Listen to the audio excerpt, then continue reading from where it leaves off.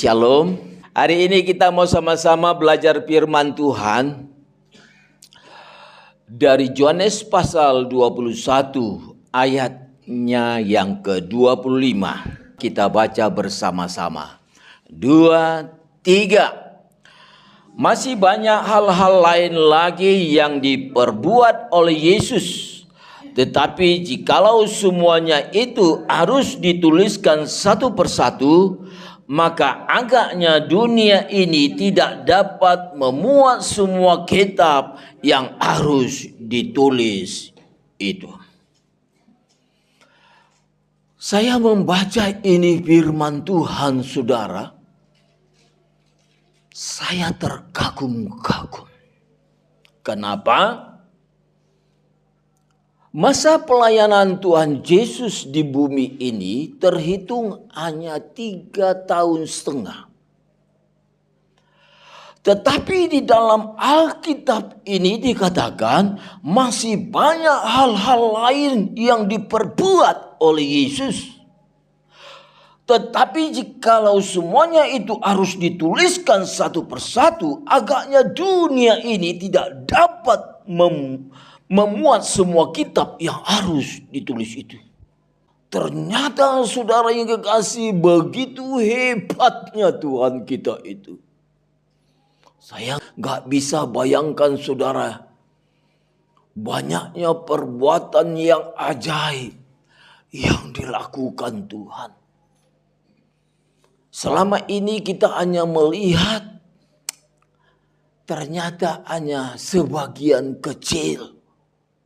Sebab ada sebagian besar yang kita tidak ketahui. Ketika kita membaca firman Tuhan ini, berarti siapapun kita, entah itu pelayan Tuhan, entah itu jemaat Tuhan, semua kita harus belajar firman Tuhan dengan segala kerendahan hati. Amin. Sebab kalau kita baca ini firman Tuhan, ada rahasia yang banyak lagi yang belum kita mengerti. Itu sebabnya jangan kita terlalu terburu-buru menganggap diri kita sudah mengerti firman Tuhan. Sungguh pun kita memiliki gelar doktor teologi, kita enggak boleh meremehkan hamba Tuhan lain atau anak Tuhan lain. Sebab apa? Ada banyak rahasia yang belum kita mengerti. Terkadang saudara yang kekasih, kalau orang sudah punya gelar doktor teologi, dengan mudahnya meremehkan hamba Tuhan lain. Supaya jemaat yang mendengar tahu bahwa dia punya gelar doktor teologi, bahwa dia adalah hamba Tuhan yang hebat. Terlalu cepat kita meremehkan pelayan-pelayan Tuhan lain itu. Padahal ada banyak rahasia firman Tuhan yang belum kita mengerti. Kalau kita mau belajar firman Tuhan dengan segala kerendahan hati, sungguh pun kita sudah dibukakan Tuhan rahasia firman Tuhan yang banyak. Tetap saja dengan segala kerendahan hati kita berkata, belum apa-apanya pengertian firman Tuhan yang aku dapatkan ini. Amin. Kita berikan kemuliaan bagi Tuhan. Bapak, Ibu, Saudara yang kekasih di dalam Yesus Tuhan, jujur saya katakan, saya cukup lama melayani Tuhan. Saudara bayangkan, anak saya sudah berusia 33 tahun lebih, dan sebelum anak saya lahir, saya sudah melayani Tuhan. Saudara bisa bayangkan, saya sekolah aja sekolah pendeta 4 tahun, saudara. Cukup lama bukan? Belajar firman Tuhan, melayani Tuhan cukup lama sekali. Tapi saya katakan, terkadang untuk belajar satu firman, satu perkataan Tuhan butuh waktu 12 tahun, 13 tahun. Salah satu saudara yang kekasih, yang waktu itu lama sekali saya tidak mengerti. Tahun 88 ketika saya waktu itu masih sekolah, datang suara Tuhan yang berkata, diam. Waktu saya dengar itu bahasa diam, kata-kata diam, saya artikan dalam arti yang biasa. Saya enggak mau berbicara kepada siapapun juga. Ada kurang lebih saya tidak mau berbicara kepada orang lebih kurang 3 bulan. Sampai ibu asrama katakan, nih orang bisu apa tuli, nggak bisa ngomong. Padahal saya tidak tuli, tidak bisu. Hanya saja karena saya ketika berdoa di ruangan doa, saya dengar kata-kata diam. Kira-kira saudara yang kekasih, di tahun 2000 bahasa itu datang lagi. Bingung gak saya? Bingung saya. Saya berpikir sebenarnya apa sih arti kata diam? Tapi puji Tuhan. Tuhan tahu apa yang sedang berkecamuk di hati saya. Apa yang menjadi pertanyaan di pikiran saya. Kalau tidak salah di tahun 2022 atau di tahun 2023. Saya mengikuti seminar di Semarang. Ada seorang hamba Tuhan yang sudah almarhum berkata, diam itu artinya tidak boleh ngomong yang negatif. Tetapi ngomong yang positif boleh. Tidak boleh ngomong yang jelek. Tapi kalau ngomong yang baik boleh. Waktu dia terangkan itu firman langsung tembus di hati saya. Langsung rasanya lega hati saya. Pertanyaan yang kurang lebih 12 tahun apa 13 tahun baru terjawab. Berani enggak kita lagi mau menyombongkan diri? Berani enggak kita masih merendahkan pelayan Tuhan, hamba Tuhan lain? Saudara yang kekasih, ternyata sungguh pun saya sekolah 4 tahun. Ada hal yang luar biasa yang tidak saya mengerti. Mulai dari Tuhan membukakan rahasia firman Tuhan ini. Saya enggak pernah lagi ngomong yang jelek. Ketika saya lemah, saya berkata, dengan iman aku kuat. Ketika saya dapat berkat hanya seberapa saja, saya berkata, berkat yang Tuhan beri ini cukup, tidak kurang. Ketika saya sakit, saya berkata dengan iman, tepat pada waktunya aku akan dipulihkan Tuhan. Amin. Gak berani lagi ngomong yang negatif. Gak berani lagi ngomong yang jelek. Belajar yang positif. Belajar mengucapkan kata-kata yang baik. Amin. Dan saya melihat saudara yang dikasih. Ketika saya belajar ngomong yang baik, yang positif. Maka yang terjadi atas hidupku yang baik dan yang positif. Amin.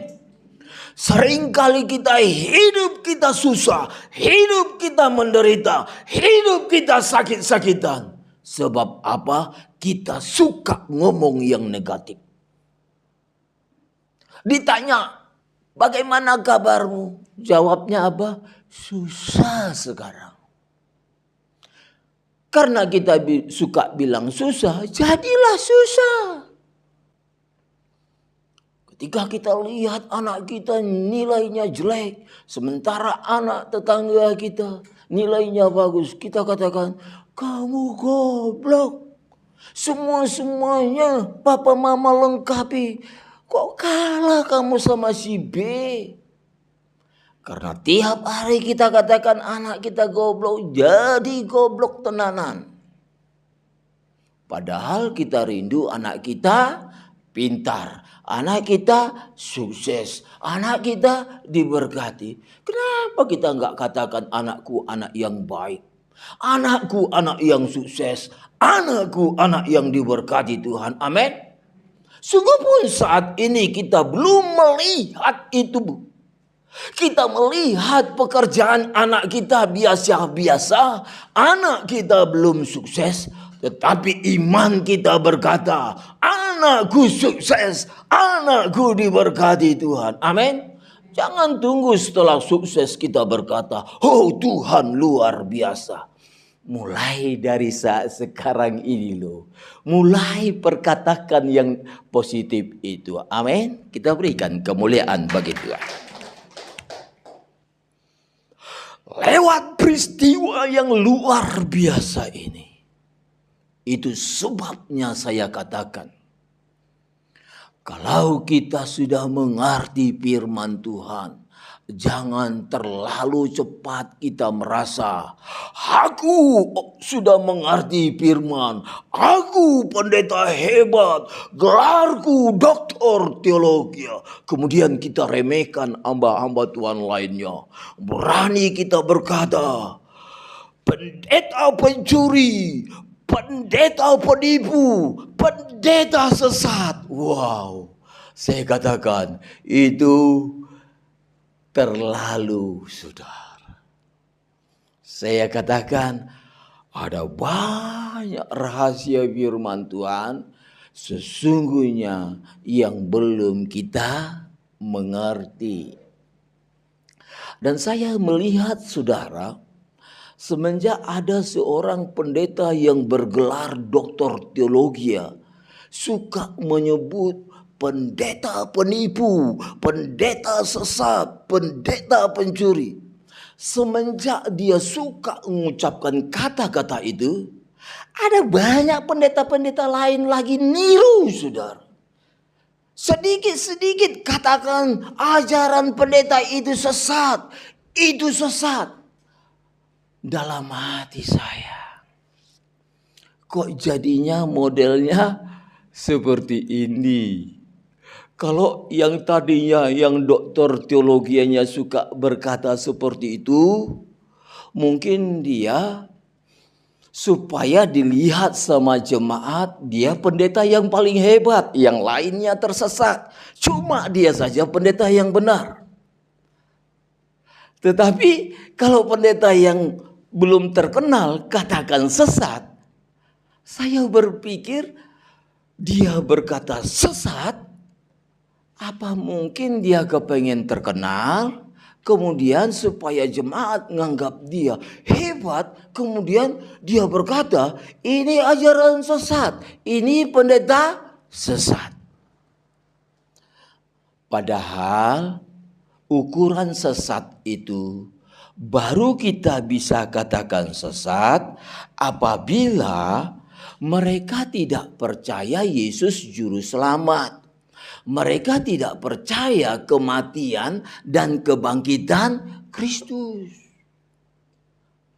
Di luar itu, apapun perbedaannya, kita nggak boleh katakan nggak boleh. Bapak, Ibu, Saudara yang kekasih, perhatikan. Kata-kata kita ini memiliki kuasa. Bukankah kita rindu banyak hamba Tuhan yang dipakai Tuhan, sehingga dia banyak memenangkan jiwa untuk diselamatkan? Kalau kita berkata hamba Tuhan ini sesat, ajarannya sesat, saudara bisa bayangkan kita kutuki hamba Tuhan itu. Kemudian hamba Tuhan itu tersesat dia karena kata-kata kita sudah memiliki kuasa. Banyak hamba Tuhan yang tersesat, banyak hamba Tuhan yang masuk neraka, banyak jemaat Tuhan yang hidup dalam kegelapan. Sebab apa? Hamba Tuhannya sudah tersesat. Disinilah perlunya kita berkata-kata yang positif untuk membalikkan keadaan. Lewat ayat firman Tuhan yang kita baca ini, mungkin kita pernah mengucapkan kata-kata yang salah. Baik itu terhadap anak kita, terhadap suami kita, terhadap istri kita, terhadap cucu kita, terhadap hamba Tuhan, pelayan Tuhan. Saya mau katakan, saudara, cabut kata-kata kita. Cabut kata-kata yang tidak baik itu. Jangan sempat itu terjadi. Amin.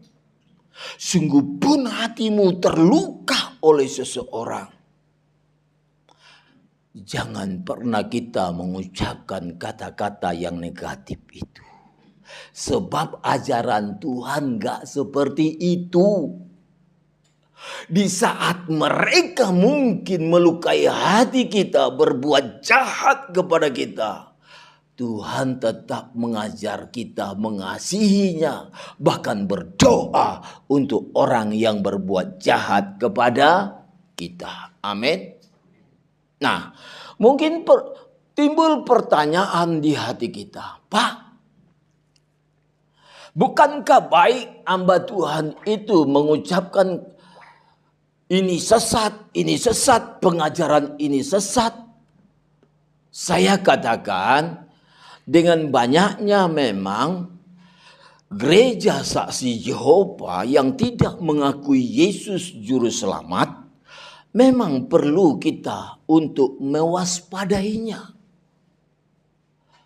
Saya barusan ini pulang dari Manado, saya melihat banyak gereja saksi Yehova di sana. Dan di Surabaya ini juga sudah ada. Mereka nggak percaya Yesus juru selamat. Perlu betul kita mewaspadai jemaat Tuhan dengan ajaran yang sesat. Tetapi jangan hamba Tuhan baru nerima perpuluhan, mengajarkan tentang perpuluhan, datang ini pendeta tua yang berkata, pendeta yang mengajarkan perpuluhan sesat, penipu, pencuri, masa begitu? Mereka baru bisa dikatakan sesat itu kalau seperti saksi Yehova. Saksi Yehova nggak percaya Yesus juru selamat, nggak percaya tentang kematian dan kebangkitan Kristus. Baru kita katakan sesat. Di luar itu, apapun perbedaannya, kita nggak boleh katakan sesat. Amin.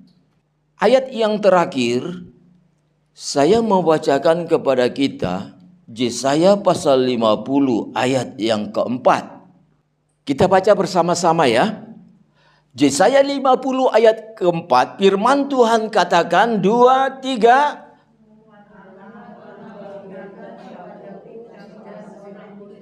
Supaya dengan perkataan aku dapat memberi semangat baru kepada orang yang letih lesu. Setiap pagi ia mempertajam pendengaranku untuk mendengar seperti seorang. Perhatikan saudara yang kekasih ayat 4b yang berkata, supaya dengan perkataan aku dapat memberi semangat baru kepada orang yang letih lesu. Berarti setiap pelayan Tuhan atau murid Tuhan, kata-kata yang keluar dari mulut kita menguatkan orang yang letih. Kata-kata yang keluar dari bibir mulut kita harus yang positif. Yang seperti ini perlu kita teladani. Sungguh pun terkadang saudara yang kekasih, karakter dan sifatnya tidak seperti yang kita inginkan. Tetapi ada nilai-nilai plus yang harus kita contoh. Amin. Dan kemudian ketika kita terapkan itu dalam kehidupan kita, saya katakan, maka terjadilah perkara-perkara yang luar biasa juga atas hidup kita. Tuhan memberkati.